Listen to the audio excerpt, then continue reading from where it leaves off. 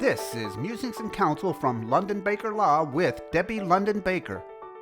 Revocable trust is what's on a lot of people's minds.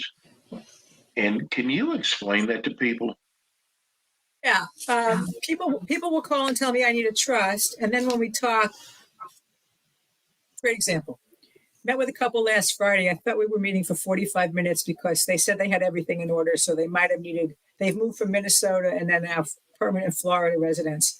And they set up a trust in Minnesota, which is fine, totally valid in Florida. That's not a problem. The trust was never funded, meaning to the best of their knowledge, no, that's not fair. It was funded, but they didn't realize it was funded, or they think it was funded. So they had three pieces of property. They had a home they lived in, they had a condo, and they had a timeshare. They were all listed in the trust. However, they have no idea what the titles say.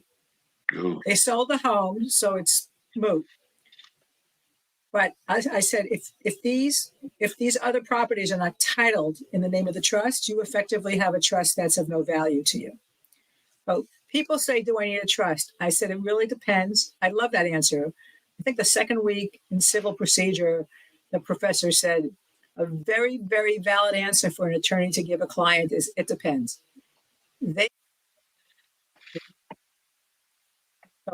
So let's just say you and Sophia own a home, and you've done it such that your deed is such that it says who owns the home after the second of you dies. But whoever, it could be anybody, okay? Well, then your home is safe from probate, doesn't need to be in a trust. Okay? If all of your bank accounts, retirement accounts, all your accounts are beneficiary designated to your nieces, nephews, children, whatever, charities, whatever, don't need a trust. Okay. If you have minor children, I recommend a trust because children cannot inherit till they're 18 years old. And most of us would not trust an 18-year-old with $50, much less $50,000, if there's money. So you need a trust for that. That's why it depends. It just depends. If you have a special needs child who you know is special needs, a child who's already on Medicaid because of disabilities, you need a trust because they can't inherit money or they lose all their government benefits. You need a trust.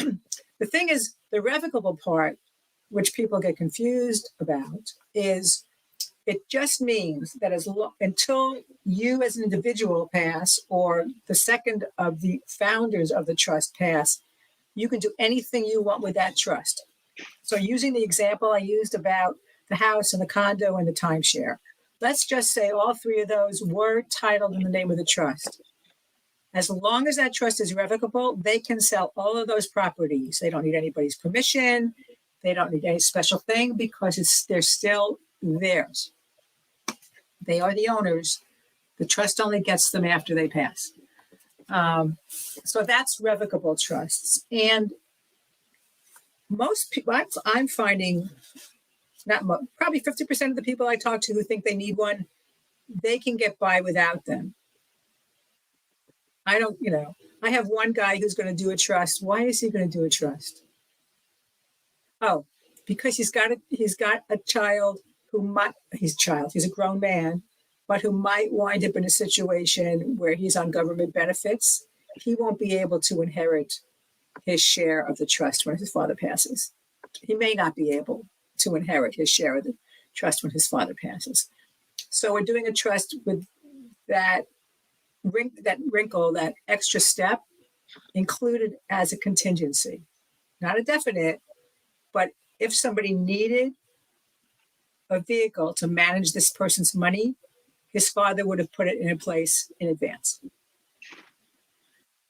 It's a complex question, but anyway. Does the revocable trust keep you out of the probate courts? Depending upon it, it depends. It depends. It doesn't. While it's revocable, it doesn't protect you from creditors. Okay. Once it becomes irrevocable, if everything is flowing through, so you and Sophia have a trust, and you have a trust for whatever reason. You want you want the church to get your money, whatever, you want money, right? Once it becomes irrevocable, those funds, so you have a ABC bank account with $100,000 in it, and the beneficiary of that account is the trust.